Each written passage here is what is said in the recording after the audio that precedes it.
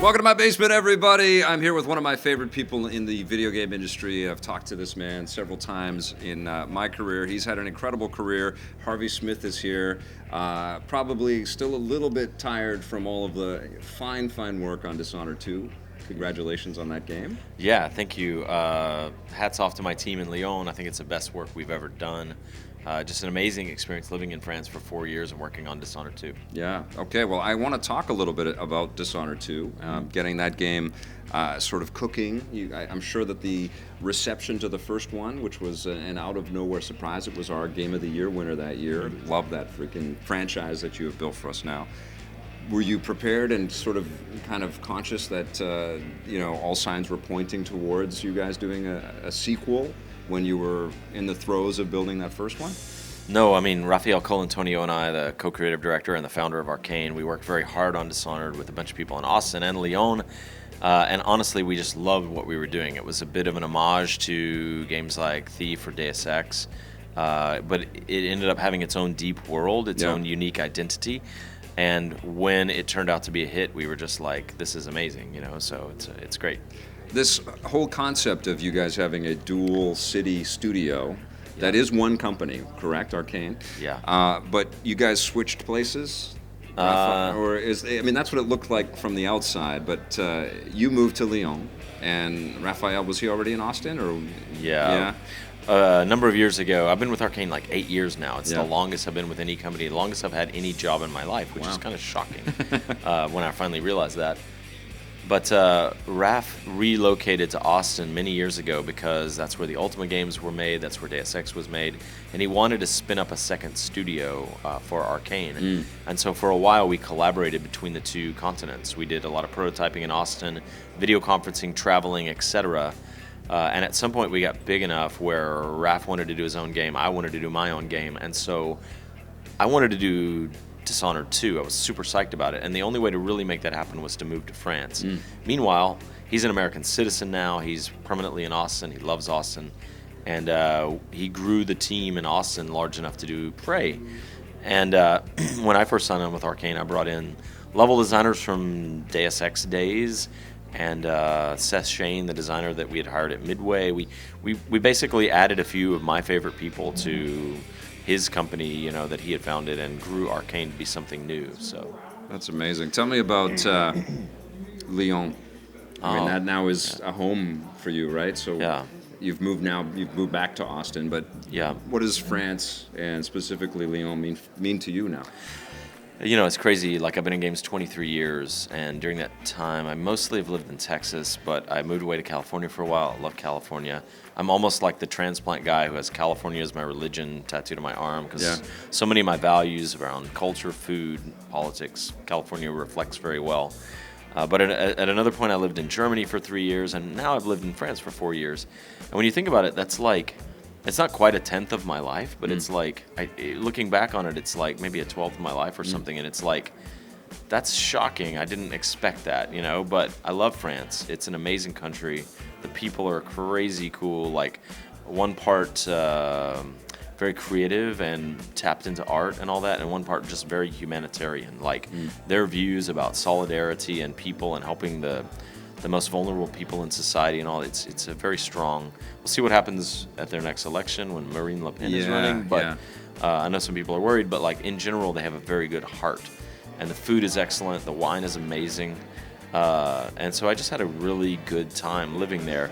Now that said, about halfway through I started getting homesick, and we were working so hard on Dishonored 2, the team really put their heart and soul into it, that I was ready to come back by the end of the project. Okay, all right. So you make the move back. Had you brought the whole family over there? Do you have wife and kids and like the whole thing? Everybody transplanted over there, or? So my wife and I, like at the end of Dishonored, I was talking to Raph in a meeting, and I was like, man, we're looking at how he was going to do his next game with Austin, and how I was going to work with the Lyon team, and how that would work, and I had in the back of my head, what if I just moved to Lyon? And I didn't say anything at the time because I didn't want to get him excited. So, because it was the solution to a production problem that we were having. Got you. So I texted her. I was like, "You want to move to France?" And she was like, we'll talk about this tonight. And so I was like, well, that's a no. And I got home that night, and she was bouncing off the walls. She was like, are we moving to France? I was like, do you want to move to France? And so we made the decision, and we moved there together. And we spent 4 years, like, we had like 5 different apartments while we were there. We had temporary apartments. We moved around a bit. Yeah. Saw the city, really lived in the city. Miss our friends there, miss the restaurants that we used to go to and the coffee shop and all that. But at the end of the day, Austin is home. We were very tapped into a bunch of developers there and indie developers. They're begging you to come back. And so we were both native Texans. And so even though politics in the U.S. is the dog's breakfast right now, and Texas is a weird place, Austin feels like home. And so, we both moved there, we moved back. So.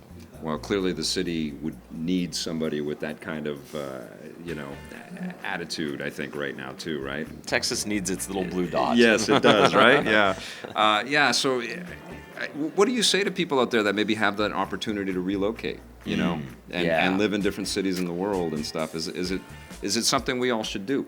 I wish I could encourage more people to do that. Like a lot of people do it for college or whatever, right? But you're talking about like a privileged group of people that probably would do it anyway already, and so they probably already have a worldview that sees other cultures and empathy for other people and realizes, oh, our way of doing it is not the only way, and it's not the best way sometimes. But the people who need it the most, I think, are the people who are least likely to have the opportunity, actually. Yeah. But it's mind expanding. As a poor blue-collar kid growing up on the Texas Gulf Coast, my dad worked in chemical plants and all that. My only way of doing that was I joined the Air Force when I was 20, and I lived in Germany for over 3 years, and that was mind expanding. Yeah. And so now I'm very, very lucky, and so I had the opportunity to do it with France much later. But it's twice I've lived outside the U.S., and the Germans are amazing people. The German food is amazing, and the German beer is amazing, and the French are amazing people. The French food and the French wine, those are crazy. And I'm back in Austin, though, which is a cocktail city, and I am so happy about that. You travel where the booze takes you, it seems. I sound like a booze hound now. I'm not actually, I only talk about food and alcohol in these shows. No. You gotta stay alive, right? You gotta enjoy your life too. Yeah, right. But this traveling and this living and sort of soaking up culture, that informs a game like Dishonored, right? Because that's what comes from Dishonored when you're playing it, is the tactility, the sense of being able to touch the history of these locations and these vistas and these moments in the game that you've built up. Yeah, I mean, you could look at our team many different ways in Lyon. You could look at the gameplay programmers, the game designers, the animators, as people informed by the layer of tech across the world, whether you're in Japan or California or Lyon. Techniques about how to model faces or how to animate characters or how to make AI. You could look at it like that. They're a class of people who have educated themselves in a field, and it doesn't matter where they are geographically. Right. But then you could also slice it by where are they geographically. And specifically when I look at our art team, I feel that way, led by Sebastian Mitton, one of my friends, and an amazing guy. But so many amazing people on the art team. And there is a really strong French tradition of giving every scene no, that would be fun. Yeah. But giving every scene a layer of history where you can look at the wall and see what happened here before, and it's they care very much about that coherent. But also every little thing that they're going to do a chair. They're going to give it a little extra touch, a little extra love, and so. It's an amazing experience working with people from different cultures. That's awesome. How long did it take to come up with the tone, the look of Dishonored? Because that's one of the things that really makes that game special, is the stylistic enhancements that you've crafted on your people and the world. Yeah. So my biggest influences over Dishonored were probably more narrative and game systems. Working with Raphael on the first one, working with Dingo Bakaba and a group of people on the second one. But that said, I worked very closely with the artists too. And the artists really led that part where, we'd collaborate with them on the lore and the narrative and all, but they really led the look and feel. And so Raph and I started talking about 1666 London, not in Dunwall, but set in London. The year of the Great Fire and the last year of the Plague, not coincidentally. But more and more, Sebastian Mitton and Victor Antonov at the time, and Jean-Luc Monet, our assistant art director, really kind of pushed the game in a different direction. We have all these amazing concept painters. Sergei Kolsov, if you don't know his name, look it up. Like we have all of these amazing people working with us, and they all have added something to our 1850s kind of pseudo alt reality. And on this project, I worked with Sashka Duval, our narrative designer, and she came in as a fan of the first game and just added a lot to the second game. So I really feel like we stumbled into, or that's the wrong term, but like we found something, and then with the second game we refined it, you know. Yeah, absolutely. The game was incredibly well received. There was news around the sales not sort of living up to the first game's sort of level or the expectations that were surrounding a sequel. Has that started to lift up based on good word of mouth and people saying that this is absolutely worth your time? Both games are really well received. I mean, when I think about the fact that in 8 years, Arcane made Dishonored 1, Dishonored 2, and is about to release Prey, we're incredibly proud of those. For sure. The players are super hardcore. They're way into it. And I think the game will do fine long term because they have a very long tail. Yep. People keep finding value in them. The art style never ages, and That's the gameplay is very good. And you can play it many times. And so people keep hearing about these games, and they keep playing them and buying them. We still encounter people that are discovering Dishonored 1. So I think long term it'll be fine. But talking to people across the industry, like, it was a weird year last year. Things that shipped around November, there was a big distracting event. I don't know what it could have been. Yeah. And even the NFL analysts were saying that like football viewership was down because everybody was so distracted by this horrible time of political conflict and divisiveness and the shock of Trump winning and all that. So, but in the end, we're very happy with the game, and I think long term it'll do fine. So. That's great. You've left Lyon. You're working in Austin again. So that is going to raise a lot of questions about what happens with Dishonored now. Is that it? Are we going to see more from that world? Yeah. So we're fully focused on getting Prey out the door right now. It's not my game, but I'm playtesting constantly and giving comments to Seth, Ricardo, Susan, Raph. I almost forgot Raph. They're guiding that game. It's been their game. They've been working on it while we in Lyon were working on Dishonored 2, but we haven't talked about anything for the future, but rest assured, like Arcane is still one company. We're all in it together, and when we have something to say about what we're going to do next, we'll give you the information. Gotcha. Is it still a 2-team company right now? Yeah, it is. So you haven't put some development over to Lyon on Prey, or is it kind of divvied up that way? People have helped out. Like Dishonored 1 was very much split. Like entire sub teams were split across 2 continents, right? Like the level designers, some of them were with Ricardo Baer in Austin, and some of them were with Christophe Carrier in Lyon. Yeah. It was very split like that. It was a co-development. For Dishonored 2 and Prey, it was really distinct teams.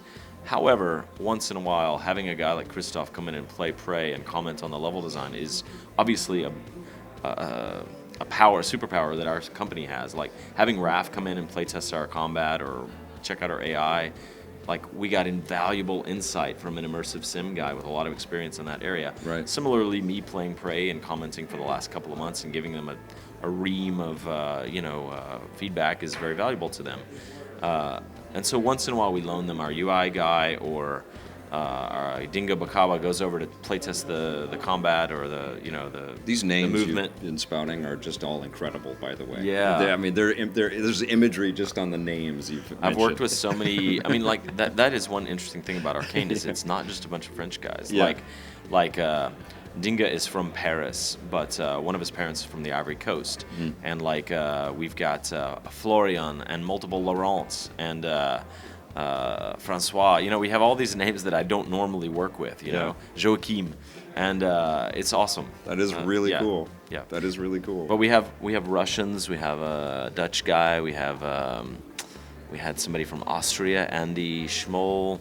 We had a lot of French guys too, to be fair, though. Jerome Brown and all these guys that grew up in France. So it's a mixing pot of Europeans mostly, and an American or two. Yeah. You've seen this business change like crazy over the last 2 decades or so. There almost has been kind of I don't know, like a mass bailout to go and work in the mobile space from the traditional kind of game development scene. How do you feel about it right now? Is everything healthy? Are you able to do the games that you want to do? Are people that you know across the industry in a good space right now, or is everybody kind of walking on tight ropes? I wrote this science fiction novel that no one will ever see right before I got into games. It was like the first time I tried a novel-length thing, and then I'd put it in a closet because it's like, full of cliches and tropes. But the one thing I remember from it is I had this line, the roads of time are paved with the bones of the prophets. Yeah. So I try never to predict the future now, because who knows? Yeah. That said, it's a diverse industry more than it has been before. Yeah. It's flourishing in many different sectors. There's VR, AR, there's mobile, there's esports, there's shooters, there are RPGs. I mean, I went through times where executives would tell me things like first-person games don't sell or RPGs are dead. And it's like, whatever, there's always a hunger for that, and so somebody will make it. Even if you don't fund it, someone's going to go, you know what, we're going to make the game ourselves. Yeah. And so I don't know what's going to happen. The bottom could fall out from under it mysteriously, but it seems vibrant and healthy and interesting, and if there's any problem right now, there's too much stuff to play and watch. Yeah. Friends are constantly like, oh, you gotta watch Westworld, which I still haven't seen. Yeah. Or you gotta watch AO, and I was like, man, I just finished The Americans. I'm I don't have time for any of this, and that doesn't even cover games. I'm playing Human Resource Machine right now on my phone, which is brilliant. I love it. And I've been playing Prey. It's the game I can't stop thinking about. Honestly, it's one of the best games I've ever played. And I say that in awe of the people who made it, because I didn't make it. It's not my game. Yeah. But I can't even get to all the games. I really wanted to play Far Cry Primal. I never even got to it. I want to play the new Hitman. I didn't even get to it. I've been hearing Destiny finally turn this corner where I would really like it, and I was like, I want to play Destiny. Yeah. So I'm halfway through a giant Fallout 4 playthrough. I'm 85% of the way through Inside, and the award show spoiled it for me last night. No. So yeah. Shit. I had heard from people wait till you get to the ending. There's something crazy at the ending, and they showed it 5 times on the award show. It's okay, I'll probably finish it anyway. But there's so much competing for our attention. Yeah. The election was an entertainment event that sucked up a lot of time. Still going on, man. Still going on. I know. So. It's good for the news business, not good for too much other stuff. Yeah, not good for my heart, honestly. Yeah. So, what do you say to the young ones out there that are, looking to you for wisdom and advice and stuff? How do they get in, and how do they get their stuff noticed, and what do they do at this point? I think one of the best things going on is that tools are everywhere, right? Grab Unity. You can find assets in the asset store for a reasonable price. Look at the new Unreal. There's tools out there to make games with. And one of the best things going on is that the way you differentiate yourself is to do something personal. Yeah. There are many people going to make an RPG, but let's say you live in the Rust Belt and you want to make an RPG set in the Rust Belt after the decay of the industry there. I can't do that because I've never lived in the Rust Belt. You know what I mean? Let's say you want to make a game. That would be a very appropriate game to make right about now. That'd be cool, wouldn't it? I'd play that game. Yeah. A Kentucky Route Zero, but set in the Rust Belt. But your family dynamics. Nobody has had exactly yours, and if they have, that will resonate with them. So. Identity is a huge way to differentiate, I think. Yeah, very cool. You're a person that has been able to work on, pretty massive game to massive game and massive idea from massive idea. You haven't stayed, like you said, still for that long in this business, and I'm wondering what is the fire now for you? Is it more Dishonored, or do you have something else cooking that is brand new that obviously we're not going to get the whole thing on right now, but what's percolating? Yeah, it's always interesting for me because for a long time I moved every 3 years. I either changed jobs, or I changed companies, or I changed big roles inside the company. I got divorced at one point. Every 3 years it was some huge shakeup. And what I've been trying to do lately, and I guess I moved to France 4 years ago, and now I'm moving back, so that still counts. Every 3 or 4 years I need some huge change. But I've been trying to do that within the constraints of keeping my life from blowing up, Right. So it's felt good to have some additional stability. That said, what motivates you when you turn 50 and you've worked on a bunch of games and some of them have bombed and Some of them have done very well. We've won Game of the Year multiple times. Like I said, in 8 years we did Dishonored 1, Dishonored 2, now Prey. Yeah. I'm known for the Deus Ex games and the Dishonored games. But I tell you, there is still a fire, and that is just as you start to figure it out in video games, you begin to realize you only have so many years left. Yeah. You know, like how many years can I be working on games? Will I be working on games at 60? Yeah. In 10 years? 65? Maybe that'll be the trend then. Maybe Yeah. that'll be what we're all talking about. Yeah. Can you believe we're all 60? Like, you know, that'd be amazing. A bunch of grandmas and grandpas and stuff making games would be cool and interesting. I fully believe that we're one of the first generations to just keep playing all that way. Yeah. Right? I can't see myself ever not wanting to play games. Right, I'm the same. I mean, Yeah. like every now and then someone does something like when Shadow of Mordor came out and the Nemesis system, I was like, holy cow, that is really cool. Yes. And they've doubled down on it for the new game, you know. So No Man's Sky, the indie game, was interesting enough when it came out, but like now they've added all this additional stuff. The very personal Gone Home. Yeah. Big games like Prey or Dishonored. There's. I remember when Dead Rising came out, and it was so weird, but it was an American mall. Yeah. So it's so familiar, but so weird. Yeah. Like, it's like I'm looking forward to the new State of Decay. There's just like always something on the horizon. Like the fact that I'm obsessed with Human Resource Machine right now on my phone, I can't see a time when I'm not gonna feel like looking at the setting, the art style, the way they deliver the narrative, the new systems they came up with, or the refinement of the old ones. Yeah. It's fascinating. It's great. So yeah, maybe we will be 65. But anyway, my point was, you feel that clock ticking. Like I now have this ability to like see the interesting part of the game and articulate it, and like I know the pitfalls of this system or that system, and I know we should drop all this like accreted stuff because it's not the interesting part of the game. Let's focus on that.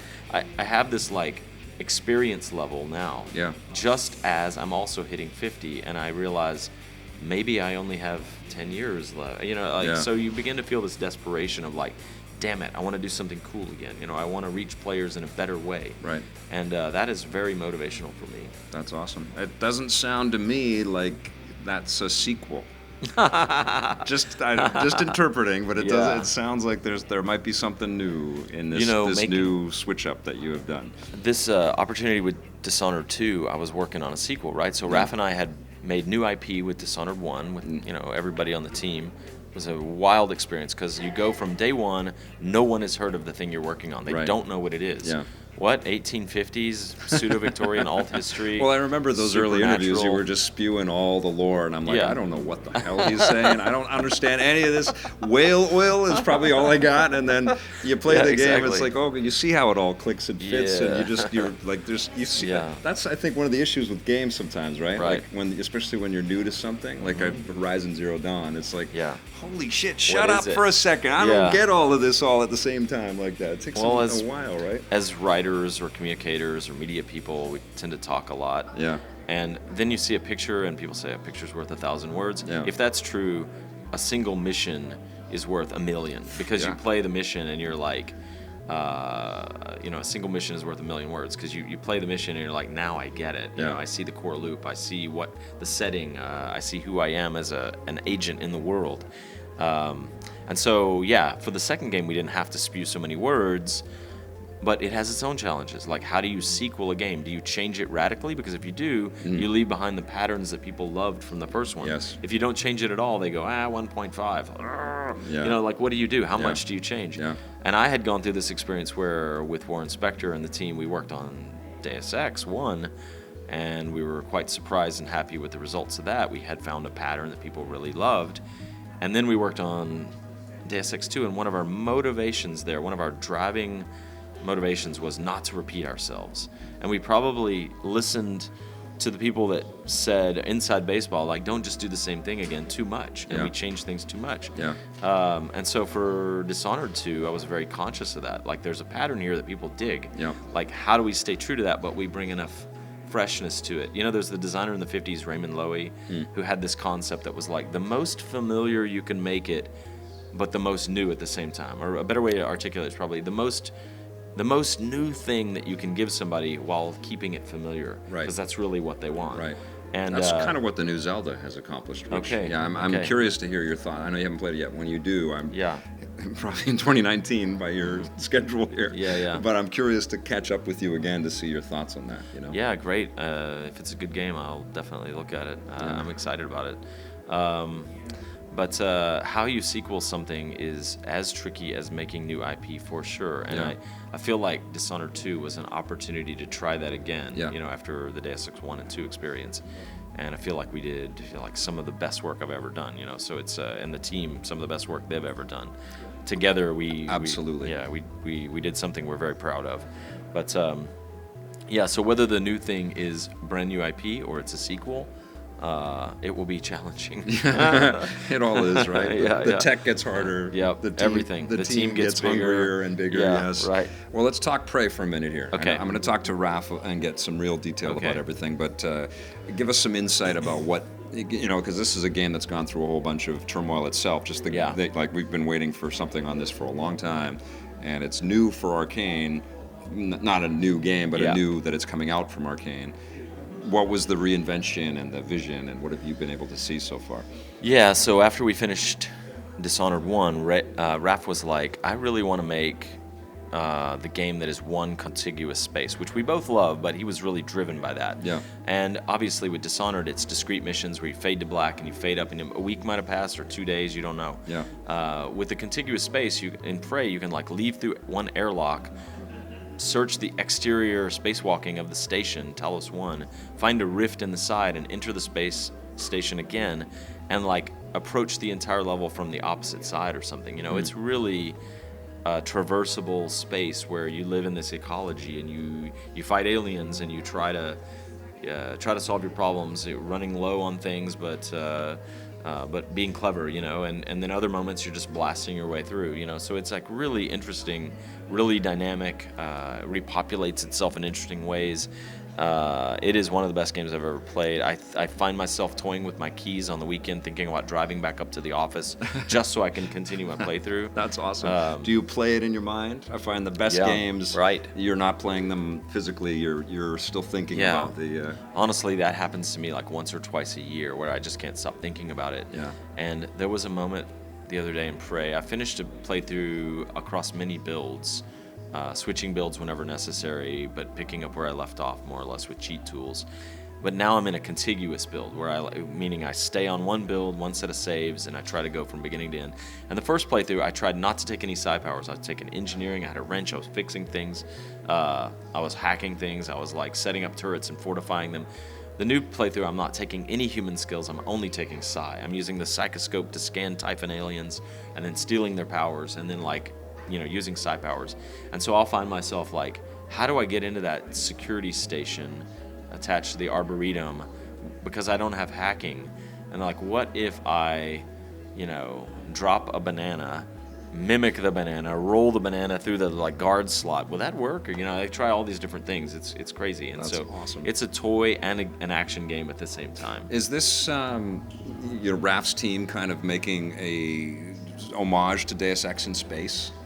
No, it's more like all of us share the same values. I mean, some of those people are people from the Deus Ex team that I added to Arcane, by the way. So there's definitely that DNA, but then there's the Arx Fatalis influence, and there were people that worked on the BioShock games on that team, and there are certainly Dishonored veterans on that team as well. So it's very much right now. Pedigree, man. That sounds incredible. It's the torch being carried the way Irrational or Looking Glass or Ion Storm carried the torch for this kind of game. But it's really Raph's kind of Lynchian homage to System Shock, I think, is the best way to put it. You know? Unbelievable.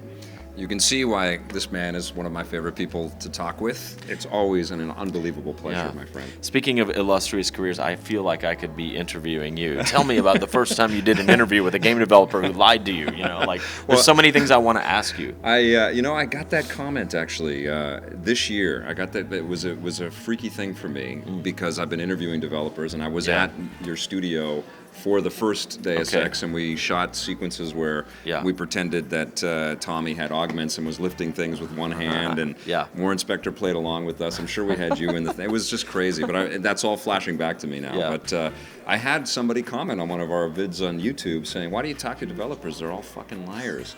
And that just shocked the hell out of me, because that's been my career, is to go Yeah, and talk to right. developers who Yeah. don't know how all of this stuff is always going to turn out, but they Right. just dream big, and they like that Yeah. stuff that happened with Sean Murray last year was just, it was awful. That guy was just Yeah. demonized for dreaming, and the stuff we've seen Right. with Peter Molyneux and stuff like that over the years. It's like, come on, guys. Yeah. You know, yeah, they may have bigger aspirations than are achievable, but it comes from a place of, Yeah. don't you find? Like, they're trying to get there. you Yeah, know? for sure. I mean, once in a while, there's pressure to like put a more positive spin on things, of course, or stay on message or whatever. Yeah. But in general, when you talk to developers, you're talking to passionate craftspeople. You Yeah. know, you're talking to people that like desire to make something, and very often you're talking to the press. Like, I ran into a bunch of problems with Midway and Blacksite, you know, which is Yeah. a game I think if it had had 6 or 8 more months could have been cool. Yeah. It was a political God, I miss allegory. Midway. I There miss was Midway. there was the left trigger contextual squad commands Mm-hmm. and morale system for the AI.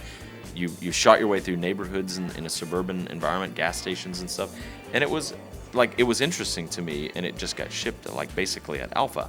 But we did the press for that game like 10 months before it came out, and so we were asked to talk about things that will be true if everything goes well. Yes. Almost a year from And now. if the budget is Yeah, is and then- there to satisfy those things. Yeah. And once somebody has you on camera saying that stuff, if the world changes out from under your feet, Yeah. it's not like you have the power to say, I'm sorry, at the time, Yeah. don't run that, or, you know, I'll quit or whatever. Maybe that's what I should have said or whatever. But, like, developers are very often in a delicate situation talking about the games, yeah. Yeah, it's a nutso thing, and we have moved away from talking with developers in a larger Yeah. sense. I feel to just put eyes on streamers and esports athletes and stuff like that. Yeah. And I feel that's a very dangerous road, because you know, one of the things that I know that has happened with EP, because I've heard about it, is that because we visited studios, we've inspired people to go off and join studios and become Yeah. game makers. I didn't plan for that. That just was an offshoot of being out there and meeting people like yourself. You Yeah. know? And that's what I love to do. you know? Right. I mean, like, I think a lot of people don't understand the value of critics and of people in the media. Like, I was just talking about, I did an interview with Chris Solentrop not long ago for Dishonored 2.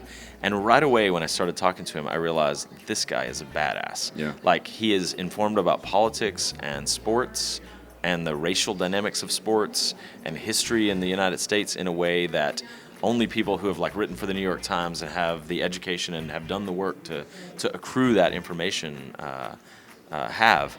And I was on my toes, and I left the interview thinking about things. What if we did this instead? What if we pushed ourselves a little further? That's great. There is a real value to that. Yeah. And you look at the history of music, you look at Lester Bangs. Mm-hmm. You know, it's like you need somebody who can talk about the music in a way that the musicians can't, frankly. Yeah. Not to bust on the musicians, but Yeah. they're not Lester Bangs, you know? Right. So you need that. Yeah, I've interviewed musicians, and it's a very different thing. It's a very different thing talking to filmmakers and musicians, Yeah. and that's one of the reasons why I love my gig, is that it's allowed me to do that kind of a thing. Yeah.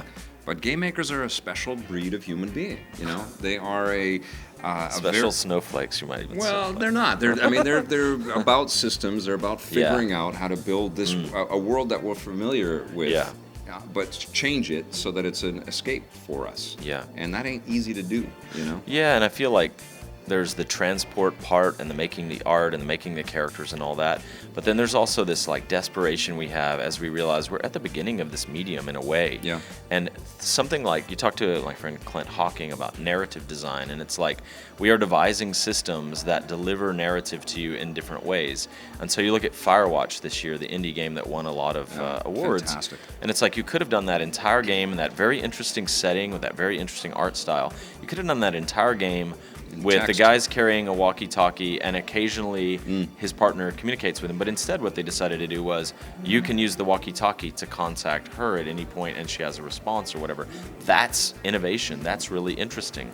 That's inverting a very common trope in video games, and so there's still so much low-hanging fruit. Yeah. And you can do so much with it that we're all kind of like have this desperate sense of like trying to keep up with the graphical arms race and the technology and the bigger and bigger multiplayer environments. Like let's keep doing something interesting on the character side and on the interactive side, on the narrative side. Yeah, yeah, that's awesome. I know we gotta let you go to your next one. I don't Okay. want to, but we have to. Yeah. Harvey, I love Yeah. talking with you. Thank brother. you so much. Good to see you, man. Yep. Thank you. Hey, thanks for checking out that video on our EPN channel. It's just one small part of the things that we make around here. So if you liked it, don't forget to check out some of our other vids and hit that subscribe button.